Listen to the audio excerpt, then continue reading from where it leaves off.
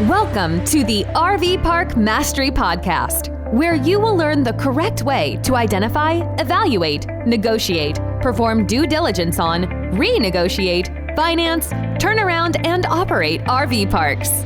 And now, here is your host, the fifth largest owner of RV and mobile home parks in the U.S., Frank Rolfe.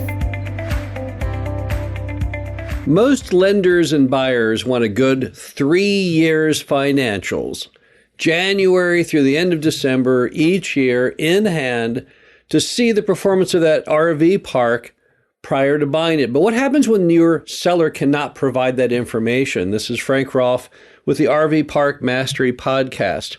We're going to talk about when you have insufficient financial information in buying an RV park and what that means and what you can and cannot work around. So let's look at the different types of insufficient financial information that pops up often in RV park deals. The first one is the one where they don't have a full 3 years of financial performance, but they've at least got 12 months. So what does that mean?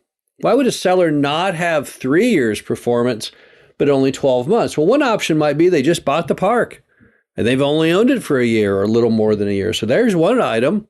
Number two, maybe they went to a computerized system about a year or so ago, and before that it was all done by hand, and it's such an embarrassment they don't even want to show you.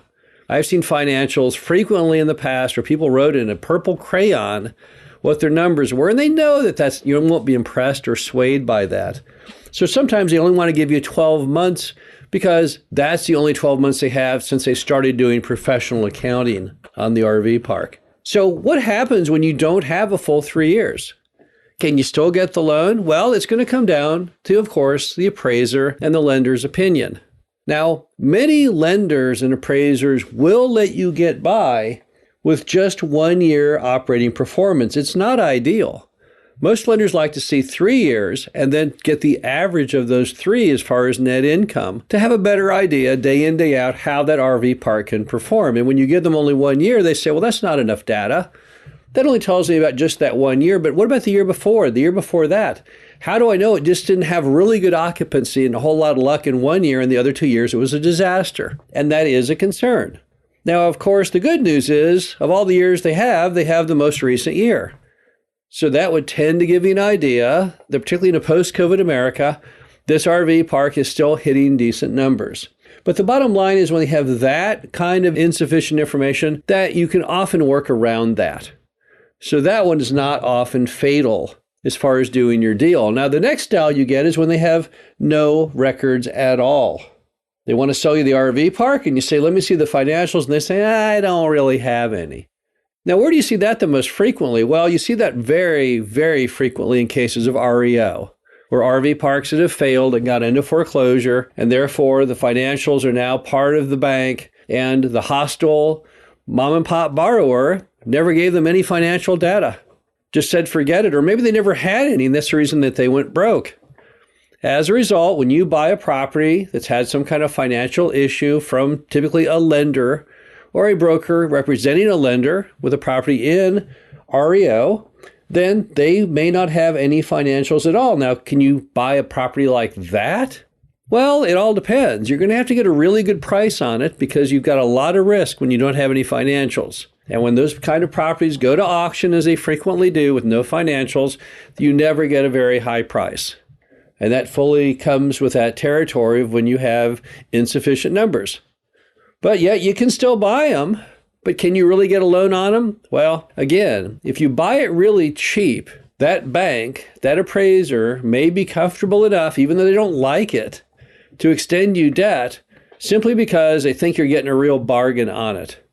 But you will never get top dollar. So if a mom and pop is trying to sell you an RV park and they don't have any financials, then the first question you have to ask them is, are you going to carry the paper? Because your ability to get a loan on something that has no numbers is very, very difficult. And then sometimes a person will say, well, yeah, I got some numbers for you. Here you go. But in this case, the reverse of the first option, they don't have financials for 3 years. They only have financials for maybe the first year from 3 years ago, or maybe 2 years ago and 3 years ago, but they don't have this year's financial. So what's that all about? Well, typically what that's all about is they don't want you to know about this year's financial because it wasn't any good. Maybe you've got a property that did really, really well for a couple years, and then suddenly the market has gone down the drain, or their marketing went down the drain, or their management went down the drain, and they're embarrassed. They don't want to show you how bad. They want to talk about the past. They don't want to live in the current.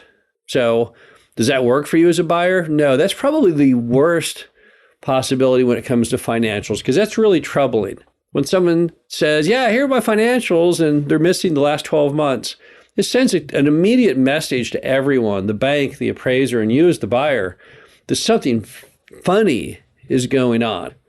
And that's a definite danger sign. Clearly, any well-run RV park should have financials for every year, and certainly for the most recent. But when they want to skip it, they want to just gloss over it. They want to say, well, I think this year was kind of like it was last year. That's a terrible sign. Those are the deals that typically derail because when you get into it, you find out terrible things have been going on. And that's why they won't give you the financials. So that of all the examples, that is probably the hardest to work with, the most troubling to work with, the one that typically ends in a canceled deal because it fails in due diligence or financing. Now, in all of these cases where someone has insufficient financial data, the key way you want to maneuver the boat is into seller carry. So how do you do that? Well, when they don't have 3 years financials, which is kind of the gold standard benchmark, you need to immediately suggest to them that maybe they should carry the financing because it may be very, very hard for you to get a loan. And many of them will already know that instinctively, particularly the ones who don't have a full 3 years. They know that banks require that. They knew that when they got the loan themselves, when they originally built the property or bought it. So as a result, they'll say, yeah, I guess you're right. I guess I probably will have to carry the paper. And of course, there's nothing wrong with carrying paper. Carrying paper is a great way to get an above market interest rate on a first lien on a nice real estate asset. So don't be shy about it. It's not like you're trying to rip them off or anything. Just tell them that, hey, you know what? If you don't have 3 years financials, I think you'll probably have to carry. And you may get lucky and they may say, you know what? You're right. I probably do, and I definitely will. Also remember that the minute you buy that RV park, you're going to start rebuilding the financials. Because really, all of these old financials, that's all an interesting historical reference point. It's a starting spot. I don't know of any RV park owner that buys the RV park and says, oh yeah, that's the best the RV park will ever be. I'm just going to try and keep it exactly on that same plane. No, that's not what you do. You're always going to be trying to boost that NOI by raising occupancy, raising rents, controlling costs, and all that type of thing. So don't be obsessed with old financials thinking, well, that's my roadmap that I need. No. You want to do your due diligence based on actual numbers that you can tangibly quantify.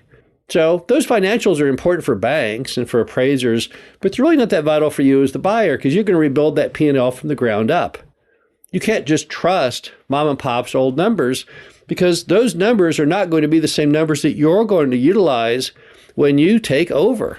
So are bad financials, is it possible to still buy and operate the park with bad historical financials? Sure, because they're just historical.